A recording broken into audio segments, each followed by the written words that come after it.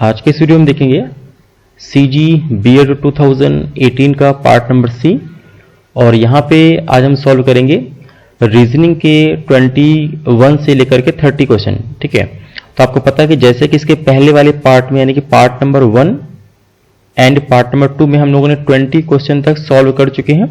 तो जिन लोगों ने नहीं देखा है वो प्लीज़ यहाँ पे नीचे जो लिंक दिया हुआ है वहाँ पे डिस्क्रिप्शन में जाकर के देख सकते हैं।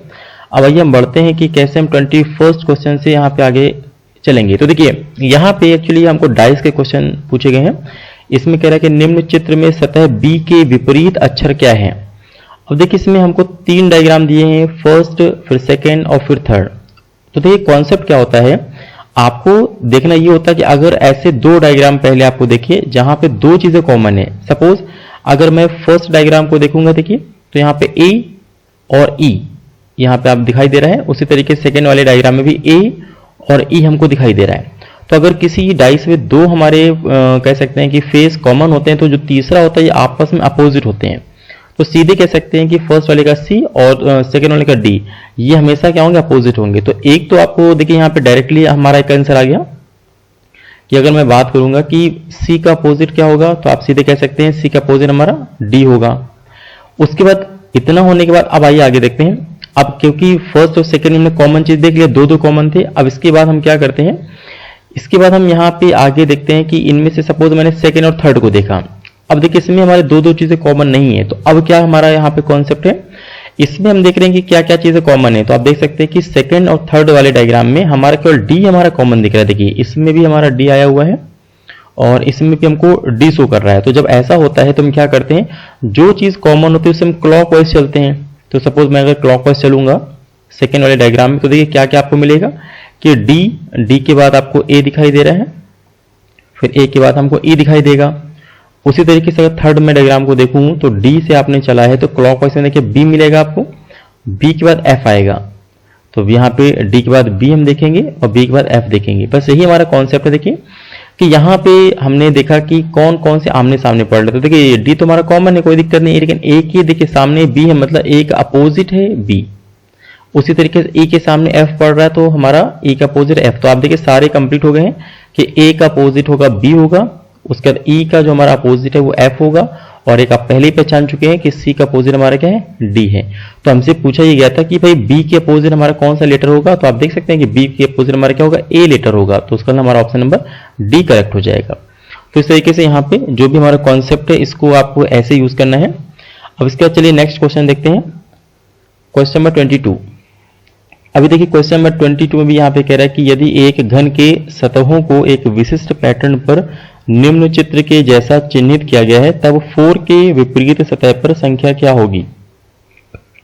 तो देखिए यहाँ पे भी अगर आप देखेंगे कि फर्स्ट वाले डायग्राम को और सेकंड वाले डायग्राम को देखें अगर, तो इसमें से भी आपको दिखाई दे रहा है कि 2 चीजें कॉमन है। कौन कौन से, देखिए 169, सॉरी यहाँ पे 169 कॉमन नहीं है।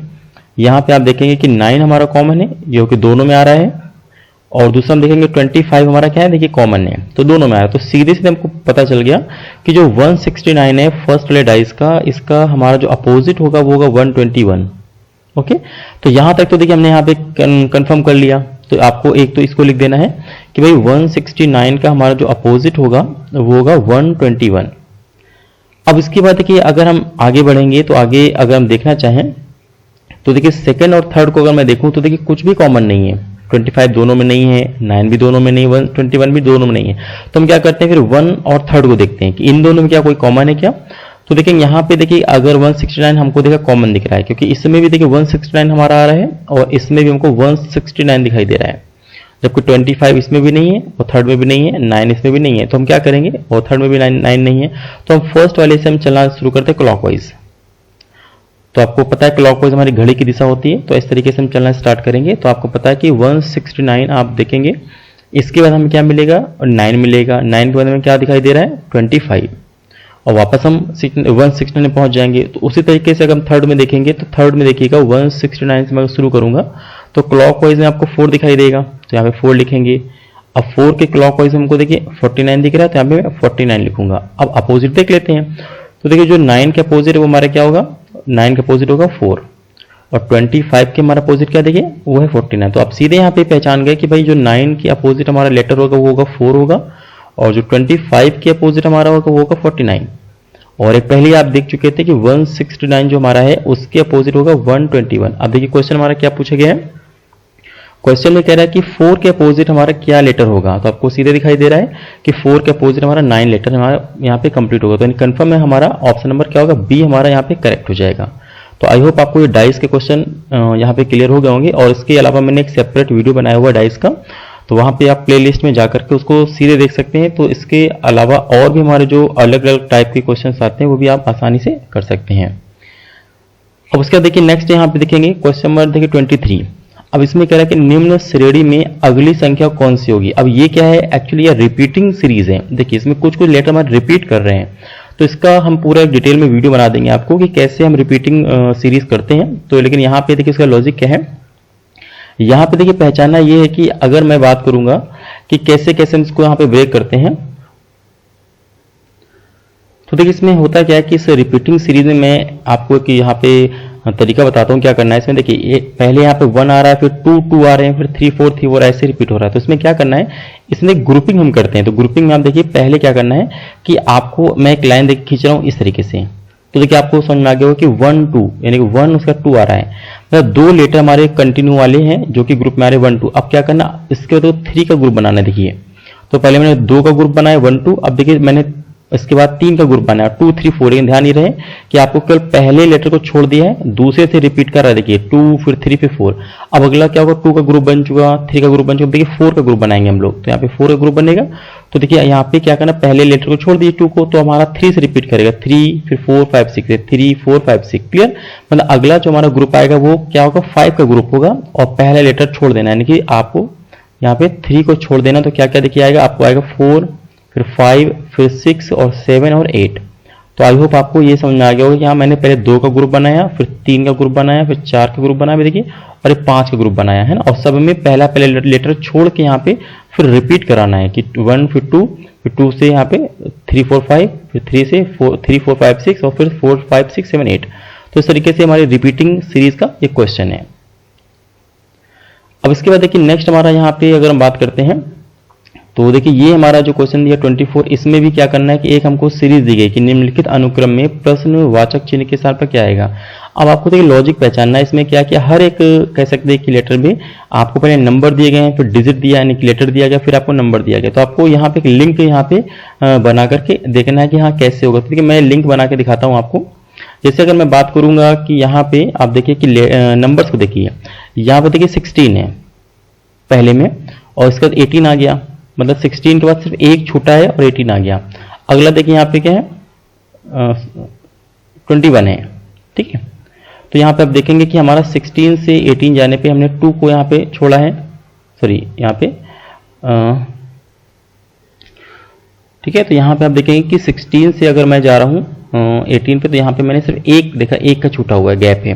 अब देखिए 18 से अगर मैं जाऊंगा 21 पे, तो देखिए 2 का गैप आ रहा है। क्यों, क्योंकि आपको पता है 18 के बाद 19 20 2 छोड़ के हमको 21 मिल रहा है ना।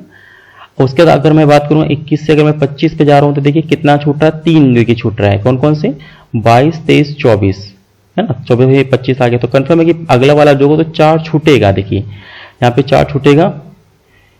तो यहाँ पे कौन कौन छूटेगा, देखिए 26 27 28 29, ये 29 यानी कि 4 छोड़ेंगे तो 30 आना चाहिए। मतलब इतना होगा कि पहला लेटर हम यहाँ पे पहचान गए कि 30 से स्टार्टिंग हमारी होने वाली है। अब देखिए यहाँ पे अब हम बात करेंगे इसके आगे का। अब देखिए हमको यहाँ पे लेटर को पकड़ना है। तो देखिए यहाँ पे डी यहाँ पे है, यहाँ पे जी है, यहाँ पे के है और यहाँ पे पी लिखा हुआ है। अब आपको ये समझिए कि कैसे हम इसको पहचानेंगे। तो देखिए नंबरिंग कर लीजिए। अगर हम बात करें कि डी का जो हमारा एक सीरीज होता है वो होता है 4 होता है, ABCD है ना। और जो हमारा जी होता है वो कहीं ना कहीं 7 होता है और के हमारा देखिए 11 होता है। और अगर हम बात करेंगे पी हमारा देखिए 16 होता है। तो कहीं ना कहीं आपको पैटर्न पता चल गया भाई। 4 से अगर हम 7 जाएंगे तो क्या होगा, 3 का गैप आ रहा है, ठीक है। नहीं 3 हम अगर ऐड कर दें तो 7 मिलेगा। अब 7 से 11 यानी कि प्लस हम 4 करेंगे तो 11 मिलेगा। अब 11 से अगर हम आगे बढ़ेंगे तो 5 ऐड करेंगे तो 16 मिलेगा। यानी कंफर्म है कि अगले में यानी 16 में हम 6 ऐड करेंगे तो 22 हमको मिलना चाहिए। तो 22 का जो भी लेटर होगा वो हमारा यहाँ पे लिखा जाएगा। तो देखिए 22 हमारा किस में आता है, वो आता है वी में आता है। तो इस तरीके से यहाँ पे हमें वी पुट करना है। तो अब आई थिंक आपको क्लियर हो गया होगा कि हमारा क्या होगा। अब इसी से देखिए हमारा आंसर नंबर बी मैच कर जाएगा कि 30 और वी, बाकी किसी में नहीं है। लेकिन फिर भी अगर आप चाहते हैं तो यहाँ पे कर सकते हैं कि आप देखिए तीसरे को देखिए, यहाँ पे 7 आ रहा है, यहाँ पे 10 आ रहा है, तो 7 में से हमने क्या किया 3 किया तो 10 मिल गया। अब ये 10 का 14 आ रहा है तो यानी प्लस हमने 4 किया तो 14 मिल रहा है। अब 14 में से हमने क्या किया 5 को ऐड किया तो 19 मिल रहा है, यानी कन्फर्म 19 में हमें 6 ऐड करना पड़ेगा। तो 19 में अगर आप 6 ऐड कर दें तो अगला क्या 25 आ जाएगा, तो देखिए 25 आ गया। तो इस तरीके से ये हमारा मिसिंग नंबर होगा कि 30 V और 25, तो इसलिए हमारा ऑप्शन नंबर बी क्या होगा, ये पूरी तरीके से करेक्ट हो जाएगा। अब देखिए इसके बाद हमारा क्वेश्चन नंबर 25 है, इसमें भी हमको क्या कह रहा है कि कह रहा है कि निम्नलिखित श्रेणी को पूर्ण करिए। अब इसमें देखिए दो के यहाँ पे लेटर दिए हुए हैं। अब यहीं पे आपको लॉजिक देखिए समझना है। अगर मैं पहले लेटर की बात देखिए करूं सबके, तो आपको नंबरिंग यहाँ पे करके देखनी है। तो देखिए बी का पोजीशन होता है 2, उसके बाद एच का हमारा देखिए पोजीशन होता है 8, फिर एन का हम पोजीशन देखेंगे तो 14 होता है। तो कुछ तो मैं लॉजिक समझ में आ रहा है कि देखिए अगर हम 2 में 6 ऐड करेंगे तो 8 मिलता है ना आगे वाला, और 8 में अगर 6 में ऐड करूंगा तो 14 मिलता है। तो कंफर्म है कि 14 में मैं 6 ऐड करूंगा तो 20 मिलेगा। तो 20 का देखिए जो लेटर होता है वो टी होता है, तो कंफर्म है जो हमारा मिसिंग होगा वहां पर टी आना चाहिए, मीन्स 20। अब देखिए अगर ये हमारा 20 में टी में राइट मान लूं तो इसमें फिर देखिए आपको 20 में 6 ऐड कर दो 26 आना चाहिए, और 26 का लेटर होता है जेड, मतलब ये हमारा पैटर्न एकदम सही है ना। तो पहला लेटर कंफर्म है कि टी हम समझ चुके हैं। अब इसी तरीके से अब देखिए आखिरी वाली लेटर को देखिएगा तो जेड का हमारा वैल्यू होता है 26। अब इसमें हमारा दूसरे वाले का लास्ट है 20, और फिर देखिए एन हमारा अगेन 14। अब जैसे आपने सब में से 6 को प्लस किया तभी माइनस करिए। अगर 26 में मैं 6 को माइनस करता हूँ देखिए 20 आ रहा है। अभी 20 में 6 को माइनस करेंगे तो 14 आएगा। अब 14 में से 6 को हम माइनस करेंगे तो कहीं ना कहीं क्या आएगा, देखिए 8 आ जाएगा। तो कहीं ना कहीं हमारा यहाँ पे 8 का वैल्यू होता है एच, तो कंफर्म है कि टी के बगल में हमारा एच आना चाहिए, तो ये हमारा राइट होना चाहिए। अब इसको हम देख लेते हैं कि आगे ये फॉलो करेगा कि नहीं। अगर मैं 8 में से 6 को माइनस करूँ तो 2 आना चाहिए, तो मतलब हमारा 2 का पोजीशन होता है बी, तो कंफर्म है कि हमारा बी आना चाहिए, यानी कि पैटर्न एकदम राइट है। तो जो हमारा क्वेश्चन मार्क है, तो क्वेश्चन मार्क की हमारा क्या पुट करना होगा टी एच, तो इसलिए हमारा जो ऑप्शन नंबर डी है वो हमारा क्या होगा, वो करेक्ट हो जाएगा। अब इसके बाद देखिए यहाँ पे हम बात करेंगे क्वेश्चन नंबर 26 की। अब देखिए क्वेश्चन नंबर 26 में यहाँ पे हमें एक फिर से एक सीरीज दिया, कह रहा है कि निम्नलिखित श्रेणी में अगला वर्ण कौन सा होगा। अब इसको आप पहचानिएगा कि यहाँ पे लिखा है Z, फिर Y, फिर X, फिर W, ठीक है। मतलब ये चार देखिए लगातार उल्टे चल रहे हैं, रिवर्स, कि X जैसे W X Y Z होता है, तो यानी कि हमारा देखा कि ये कंटिन्यू हमारे 4 एक रिवर्स पैटर्न में जा रहे हैं। फिर देखिए यहाँ पे T बना हुआ है, तो आप एक तरीके से कह सकते हैं, देखिए यहाँ पे Z का है 26, इसकी वैल्यू होती है 25 होती है, फिर 24 होती है, और इसकी 23 होती है।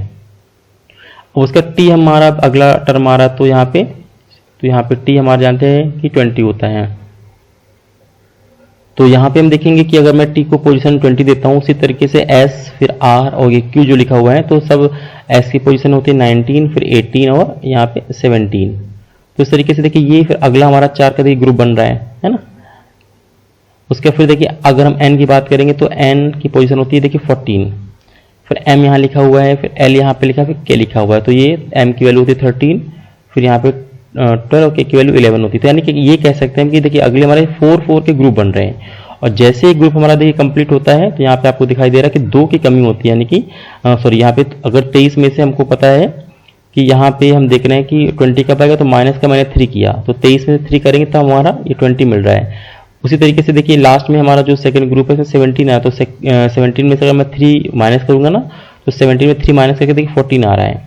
तो इसी तरीके से पता चल गया कि जो हमारा लास्ट वैल्यू आ रहा है इसमें 3 अगर मैं माइनस करूंगा तो 3 माइनस करने से हमको 8 मिलेगा, है ना। तो अगर 8 मिलेगा तो 8 हमारा अगला टर्म क्या होगा, लेटर H होता है। तो यानी कि यही कह रहा है कि अगला वर्ड कौन सा होगा, तो सीधे हमें पता है कि 8 हमारा, यानी कि 11 के बाद 3 माइनस करने के बाद 8 आएगा, तो 8 हमारा लेटर होगा H। तो यानी कन्फर्म है कि अगला जो भी हमारा ग्रुप आएगा वो H से वो स्टार्टिंग होगा, तो इसलिए हमारा जो ऑप्शन नंबर सी होगा वो क्या होगा, वो हमारा करेक्ट हो जाएगा। अब इसके बाद देखिए नेक्स्ट हम यहाँ पे देखेंगे, इसमें कह रहा है कि निम्नलिखित श्रेणी का अध्ययन कीजिए। आपको ये पूरा एक पैटर्न दिया हुआ है, इसमें कुछ लेटर्स हैं, कुछ यहाँ पे कह सकते हैं सिंबल्स बने हुए हैं, और कुछ यहाँ पे नंबर्स बने हुए हैं। अभी कह रहा है कि उपरोक्त श्रेणी में बाईं ओर से, आपको पता है बाईं ओर हमारा ये होता है, ठीक है, इधर से हम चलते हैं, बाईं ओर है, कह रहा बाईं ओर से 15वां, आपको सबसे पहले 15वां चूज करना है कि बाईं ओर से 15वां, फिर उसके 15वें की फिर बाईं ओर, ठीक है। ये थोड़ा कंफ्यूजिंग है, आपको ध्यान दीजिएगा कि पहले आपको बाईं ओर से, आपको पता दाईं ओर ये होता है, ठीक है।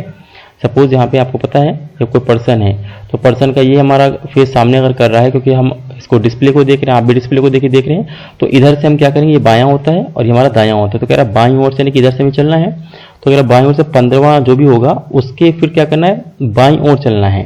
ठीक है, तो आपसे कह रहा है कि 7वां कौन, तो आप पहले ढूंढिए कि 15वां है कौन बाईं ओर से। तो अगर मैं स्टार्टिंग को देखिए एस हमारा फर्स्ट है, तो पहला, फिर देखो दूसरा, थर्ड, फोर्थ, 5, 6, 7, 8, 9, 10, 11, 12, 13, 14, 15, यानी कि देखिए टू हमारे क्या हो गया, 15वां हो जाएगा। देखिए 1 2 3 4 5 6 7 8 9 10 11 12 13 14 15। क्लियर। अब देखिए हमारा ये जो 2 वाला हमारा नंबर है 15 है, 15वां है। अब कह रहा है 15वें के बाईं ओर 7वां ढूंढना है। अब ये आप बताइए 2 का बायां कौन होगा, इधर की तरफ हमको बायां मिलेगा, इधर क्या होता है ये दायां मिलता है, तो हमको पीछे जाना है 7वां। तो 7वां का मतलब देखिए पहला हमको ये मिलेगा, दूसरा ये है, तीसरा ये है, चौथा ये है, 5वां ये है, 6वां ये है, देखिए 7वां का मतलब क्या आएगा, ये हमारा लेटर भी डिजिट में 7 ही आ रहा है। तो इस तरीके से 2 के अगर हम बाएं जाएंगे तो पहला, फिर दूसरा, फिर तीसरा, चौथा, 5वां, 6वां, 7वां, यानी हमारा जो राइट आंसर होगा वो आप देख सकते हैं ऑप्शन नंबर से डी, यानी कि 7 हमारा करेक्ट आंसर हो जाएगा। अब इसके बाद देखिए ये हमारा जो आप कह सकते हैं एक यहाँ पे एक टेबल बनी हुई है, इसमें कह रहा है कि निम्न चित्र में विलुप्त संख्या ज्ञात करनी है। अब देखिए निम्न चित्र में विलुप्त संख्या यहाँ पे हमको ज्ञात करनी है,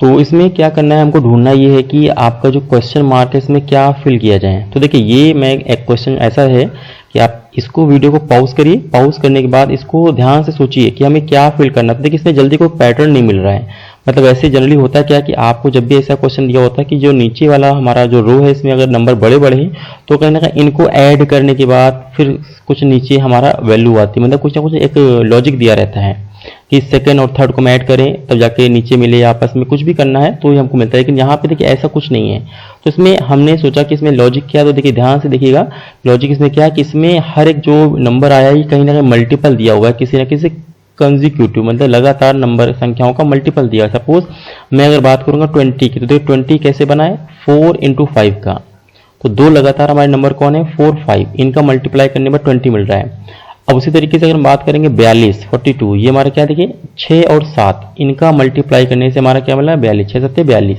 ठीक है, उसी तरीके से जो 110 है ये देखिए हमारा क्या हो रहा है, ये भी हमारा कहीं ना कहीं 10 और 11 का मल्टीप्लाई करने से हमको मिल रहा है। तो ये इसमें लॉजिक है कि आपको जो भी नंबर आया है किसी न किसी लगातार संख्याओं का मल्टीपल है। अब उसी तरीके से फिर से देखेंगे यहाँ पे अगर हम बात करें बीच वाले का 6 है, तो ये 6 हमारा कैसे बनेगा, 2 × 3, ये हमारा 6 बनेगा। फिर 42 कैसे बनेगा, सेम अगेन यहाँ पे 6 × 7 यहाँ पे करेंगे। और 72 ये कैसे बनेगा, यहाँ पे 8 × 9, 8 और 9 का मल्टीप्लाई करेंगे तो 72 आ जाएगा। तो यानी कि सभी नंबर हमारे मल्टीप्लाई करने के बाद मिल रहे हैं। अब इसके बाद यहाँ पे देखेंगे, यहाँ पे जो 6 आया फिर से हम देखेंगे 2 × 3 यहाँ पे करेंगे हम लोग। अब ये 20 है, ये हम क्या करेंगे 4 × 5 यहाँ पे कर देंगे। अब बात आ रही कि यहाँ पे ऐसा नंबर फिल किया जाए जिसमें भी हमारा मल्टीप्लाई होना चाहिए कंजिक्यूटिव का। तो देखिए अगर मैं यहाँ पे सारे ऑप्शन दिए हुए हैं, अगर मैं यहाँ पे 45 को अगर पुट करता हूँ तो 45 किसी का लगातार संख्याओं का मल्टीप्लाई नहीं है, तो ये कहीं ना कहीं रॉन्ग हो जाएगा। उसी तरीके से जो हमारा 52 है ये भी कहीं ना कहीं लगातार संख्याओं का मल्टीप्लाई नहीं है, ये भी हमारा क्या होगा रॉन्ग हो जाएगा। बच रहे हमारे पास 2, या तो 110 है इसको पुट करें तो ये देखिए हमारा 10 × 11 का मल्टीप्लाई होता है, और जो हमारा 72 है इसको अगर मैं पुट करूंगा तो कहीं ना कहीं क्या होगा 8 और 9 का मल्टीप्लाई होता है। लेकिन हमें कौन सा हमारा सुटेबल होगा वो आपको ध्यान से देखना है। तो अगर मैं 110 को यहाँ रखता हूँ तब भी आप देखेंगे कि इस लाइन में हमारा 2 बार रिपीट होगा। अगर मैं यहाँ पे 110 पुट करता हूँ तो देखिए 110 2 बार रिपीट हो रहा है, जो कि सही है क्योंकि हर एक रो में देखिए आपको एक नंबर हमारा रिपीट हो रहा है। यहाँ पे 6 रिपीट हो रहा है, यहाँ पे 42 रिपीट हो रहा है, तो कंफर्म एक तो रिपीट होगा। लेकिन कौन सा यहाँ पे रिपीट होगा वो चीज़ आपको ध्यान देनी है। तो इसमें देखिएगा पहले हमारा जो यहाँ पे आपको दिख रहा है कि जो रो है इसमें देखिए एक डिजिट वाला नंबर देखिए रिपीट कर रहा है, यानी 6 हमारा एक डिजिट है, सिंगल डिजिट, ये हमारा रिपीट कर रहा है। जबकि हम दूसरे कॉलम में यहाँ ध्यान देंगे तो हमारा जो डबल डिजिट का यानी 42, ठीक है, ये डबल डिजिट के नंबर हमारे क्या हो रहे हैं, ये रिपीट कर रहे हैं। तो कंफर्म है कि जो हमारा थर्ड रो होगा इसमें क्या होगा कि ऐसा नंबर रिपीट करेगा जो कि 3 डिजिट का हो। तो 3 डिजिट का कौन सा होगा 72 फिर या 110। तो हमारा जो राइट आंसर होगा वो होगा 110। ठीक है, तो ये हमारा ऑप्शन नंबर फर्स्ट यहाँ पे राइट हो जाएगा। तो ये क्वेश्चन को आप ध्यान से समझ लीजिए कि हाँ इसमें कोई लॉजिक यहाँ पे क्या बन रहा है, एक तो लगातार नंबर का जो मल्टीप्लाई है उसको हमें करना है, और अगर नंबर का मल्टीप्लाई करने से देखेंगे तो 2 ऑप्शन हमारे आ रहे हैं 110 और 72। इसमें क्या चूज करेंगे, तो जो नंबर 3 का है तो 3 डिजिट वाला हमारा रिपीट करेगा। तो आई होप आपको क्वेश्चन समझ में आ गया होगा। अब इसके बाद चलते हैं 29 पे। अब देखिए 29 में यहाँ पे आपको सिंबल दिए हैं कि जो ट्रायंगल है इसका मतलब है प्लस। अभी जो हमारा ये 4 भुजाओं वाला है रेक्टेंगल, इसको माइनस से शो करना है, 5 भुजाओं वाले को गुणे से और 6 भुजाओं वालों को भाग से शो करना है। तो देखिए हम अपने हिसाब से हम चेक कर लेते हैं।